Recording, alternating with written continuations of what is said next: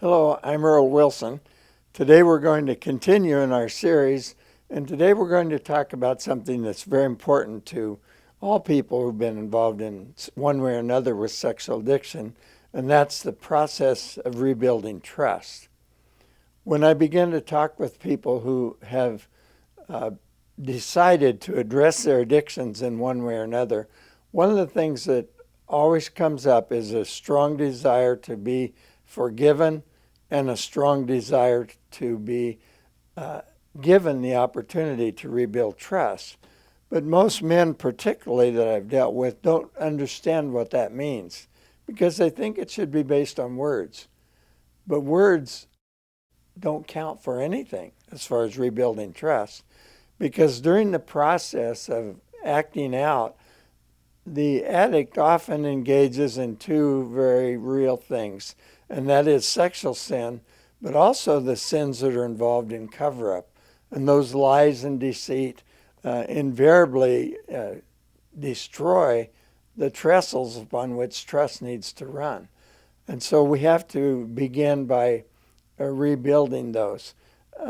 It's important to focus on behavior and recognizes that words can actually do more harm than good.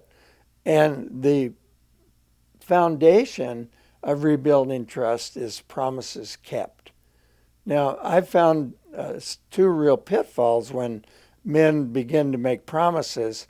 Is number one, sometimes they make promises that they don't really down deep intend to keep. They might say things like, well, I'll never watch porn again, or I'll never see the other woman, or I won't do anything but the right things. And they haven't experienced a changed heart yet. They haven't made the important decision to go in the other direction. Repentance hasn't taken place. So promises made prior to repentance are worthless. And the second problem that men often create for themselves regarding promises is that they make promises that they can't keep. They say, I'll give you the world. And they don't have a hold on the world. They only have a hold on a few pieces of the world that God's entrusted to them. So it's important to realize that you don't make promises that you can't keep. And I constantly say to men, promise less and deliver more. Because when you deliver more than's promised, and when that finally becomes apparent to the spouse or the other person with whom you're wanting to rebuild trust, then they begin to have hope. And because most of us are narcissistic, we want people to make us feel good, we easily get detoured from the real process of building trust because we get our feelings hurt. We think we've done so well and nobody gave us a pat on the back. And that sometimes can be damaging. I remember Sandy said to me at one point, I see you trying. And I thought to myself, trying? I'm working as hard as I can work. But I chose to reinterpret that. I don't know if I've even told her this, but I chose to reinterpret that by saying to myself, okay, she's trying. That means that she's going to keep looking for evidences of change in me. And if she sees evidence and changes in me, it's highly possible that she'll trust me again. And please God, she might even love me again. So I want to stay on track. I want to keep doing the things that will promote trust. And I know that what I'm doing now has at least sent a ripple in the water. So I need to continue to do that. So let me move on with 6 key areas that I think can really help you as far as rebuilding trust. Just things to focus on, things to keep in your mind. And the first one's obvious. It's solid behaviors. It's not words. And each solid behavior that we produce is like putting a penny on the trust pile. And when you put a penny on the trust pile, then the next day you put another one on, and before long, you might recognize, wow, I've almost got $1 I'm going to make some progress here. One thing that happens so often is that men can say, I'm doing so good, uh, I, I can just float, I can just drift, I can just keep doing this. And without intentionality, you're not going to form new habits. And without new habits, you're not going to rebuild trust. So when relapse occurs when you break a promise or engage in some kind of relapse behavior, it doesn't just take a penny off the pile, it knocks the pile completely away. And when you start over, you'll discover that there's a crevice left below the pile, and it'll take at least 50 pennies to get you to ground one again. So really making a determination to be diligent and keep on with solid behaviors is important if you're ever going to get the kind of trust that you would like. Now, when keeping promises, the important thing is that you acknowledge to yourself, I have said that I will do this, therefore I will do it. And for me, I found that it helps me if I keep those promises immediately. Like if I say, I'll call you as soon as I get to work, then I don't wait until I've been at work a half hour. I call her when I get to work. And that kind of thing is important in the process. So making sure that you keep those promises in the forefront of your mind is really, really important. The third area is to recognize that rebuilding trust requires you to rebuild trust in all areas, not just the area in which you've been unfaithful. This is how it works. If you say you'll take out the garbage and you don't take out the garbage, it's quite likely that the person will decide, well, he probably didn't take out the garbage because he probably had snuck off somewhere and was looking at porn. On the other hand, if you say, I'll be home at 6 o'clock, and you're not home at 6 o'clock and you haven't called to discuss that, it's quite likely that the person would be fearful and wonder, is he using this time to see some other woman or to do some other bad thing?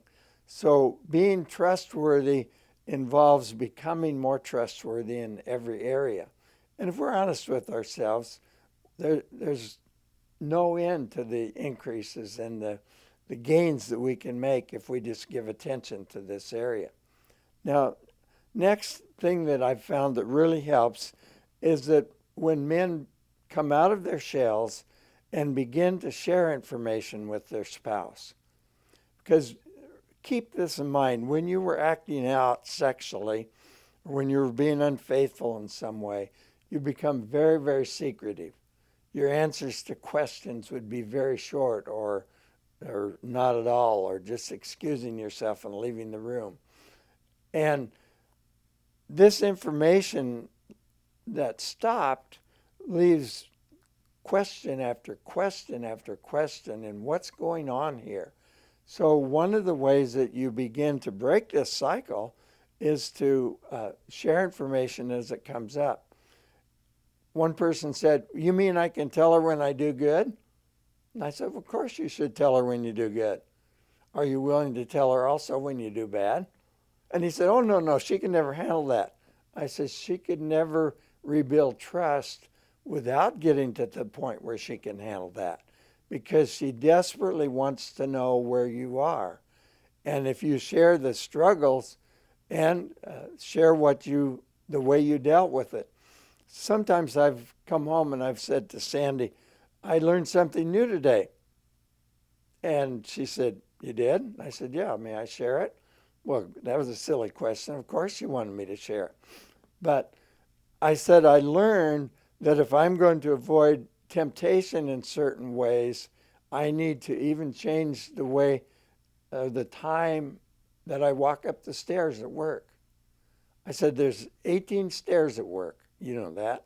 And I said, about 4 stairs up, I looked up and I was looking right up a woman's dress. And I said, I turned around, walked back to the bottom. I said, I think I'll go up the stairs when there's not a woman there because I don't need that temptation. And those kind of things, even though she might think to herself, well, he should never even be tempted by anything about another woman. If she's real honest with herself, she knows better. She knows she just doesn't want me to ever be tempted by another woman.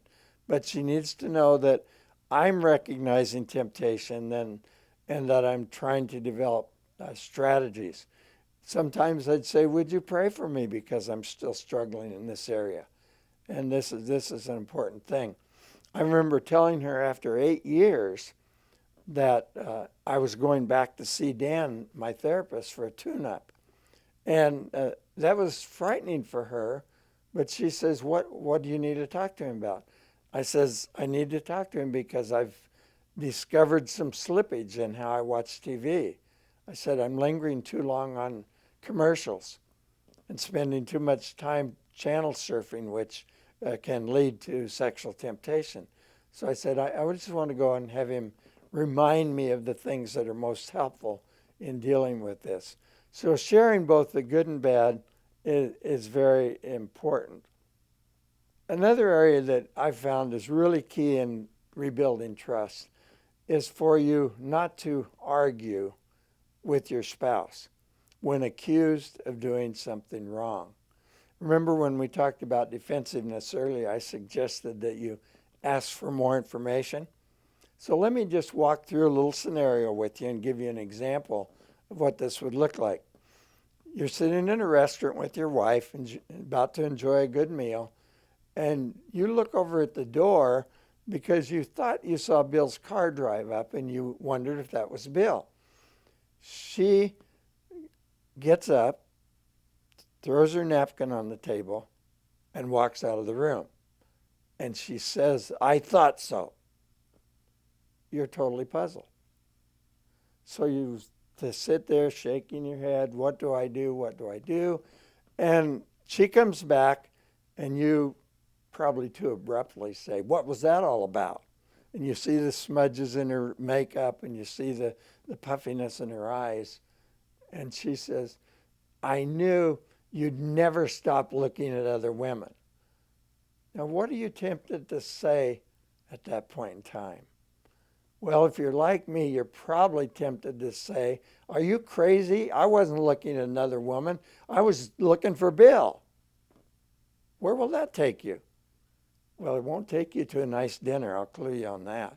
It'll take you home probably, sleeping in the basement. But the important thing at that point, and the way that could work, you have to find your own way, but I'm just giving you an example. The way that could work is you would say, well, I wasn't aware that I was looking at other women, but can you tell me what you saw? Because that will help me to continue in my pursuit to break this habit. At that point in time, the nature of the discussion has changed because she's thinking, was he really looking at someone? I thought he was. And she's also thinking, I wonder if it's true that he really does want to make me the central point in his affections. And so you've got a place where you can make some headway. An argument will always lead to disaster. A discussion of the situation and learning more about what it is. And women's fear is often interpreted by you and me as disgust with me or unsatisfaction, lack of satisfaction with me, as opposed to recognize, okay, my behavior still triggers fear in her, and my goal is for that not to happen anymore. Now, the last thing is very key, and there's a passage in Galatians 6 that I just love. It's my favorite restoration passage. And in chapter 6, verse 9, I think it says, and don't grow weary in well-doing, for in due time you'll reap a harvest if you don't wear out. My interpretation of that. But that's my word to you today. Keep doing good. Don't wear out.